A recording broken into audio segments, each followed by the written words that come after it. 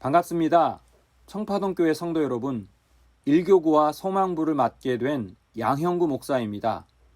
그리스도 안의 모든 만남은 하나님의 예정과 섭리 그리고 계획이 있습니다. 청파동교회를 통해 하나님이 만들어 가실 아름다운 이야기와 추억들을 기대합니다. 청파동이라는 단어를 찾아보니 푸를 청의 언덕파, 그러니까 푸른 언덕이라는 의미로 나오더군요. 청파동교회라는 이름이 참 멋집니다. 청은 푸르다라는 의미 말고도 젊다라는 의미가 있습니다.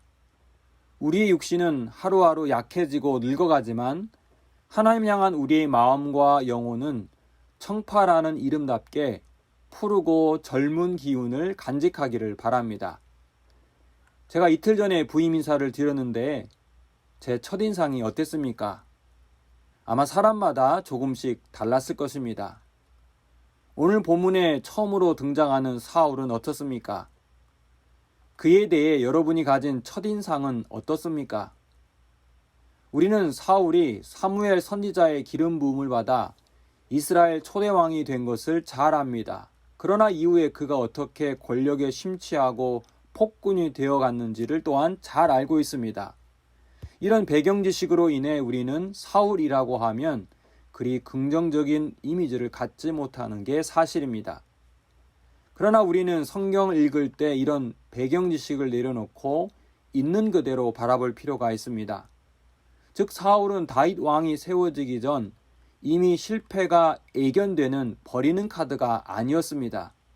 하나님은 사울 왕에 대한 기대와 바람이 있었습니다. 그는 하나님의 주권적인 선택과 섭리 가운데 왕으로 세움받았습니다.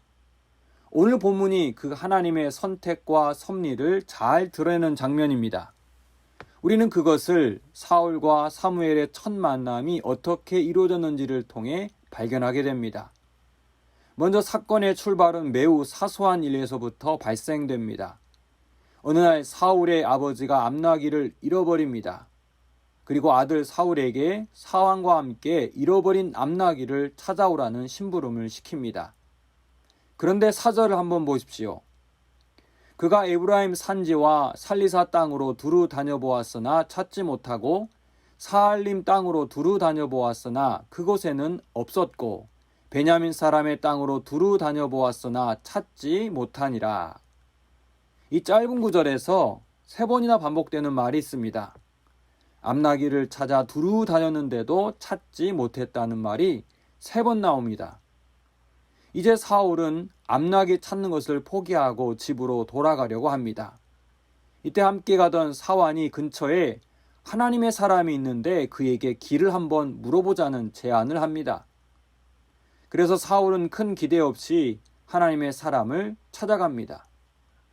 우연히 가는 길에 물 기르러 나온 소녀들을 만나고 그들에게 친절한 안내까지 받습니다. 이제 오늘 본문 마지막 14절에 누구를 만납니까? 14절을 함께 읽겠습니다. 그들이 성읍으로 올라가서 그리로 들어갈 때에 사무엘이 마침 산당으로 올라가려고 마주 나오더라. 자, 이제 거꾸로 돌아가 보겠습니다. 하나님이 사울을 선택하는 과정에서 주님께서 사용하신 섭리의 도구들이 무엇이었습니까? 암나귀, 사환, 그리고 물깃는 소녀들입니다. 암나귀를 잃어버리고 아무리 그것을 두루 찾아도 발견되지 않는 것은 우연한 일입니다. 또 그때 왜 하필 사환은 하나님의 사람을 만나러 가자고 했는지, 그리고 길에서 우연히 만난 물기르러 나온 소녀들의 친절한 안내 등 모든 것이 우연의 연속이었습니다. 하지만 하나님은 곳곳에 이정표를 세워서 사울을 인도했습니다.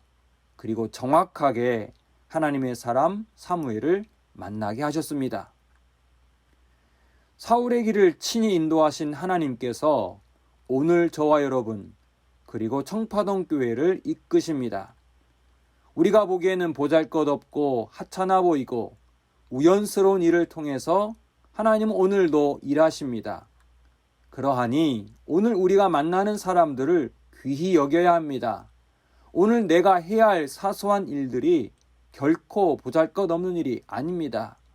심지어 하나님은 우리의 죄악, 실수, 연약함, 상처들을 통해서도 당신의 위대한 일을 이루어 가시는 분입니다. 사도 바울은 이것을 로마서 8장 28절에서 이렇게 선포합니다. 우리가 알거니와 하나님을 사랑하는 자, 곧 그의 뜻대로 부르심을 입은 자들에게는 모든 것이 합력하여 선을 이루느니라. 오늘도 하나님의 공교한 섭리의 손은 계속됩니다. 지금 당장 이해할 수 없을지라도, 눈에 보이는 것 아무것도 없을지라도, 보이지 않지만 우리의 삶을 주관하시는 하나님을 사랑하고 그 하나님을 끝까지 붙드는 저와 여러분 되길 바랍니다. 하나님 아버지, 오늘도 주님의 정교한 섭리의 손이 우리를 붙들고 계신 줄 믿습니다. 오늘 만나는 사람들 귀히 여기고 오늘 해야 할 일을 주님의 일처럼 대하게 하옵소서. 예수님의 이름으로 기도합니다. 아멘.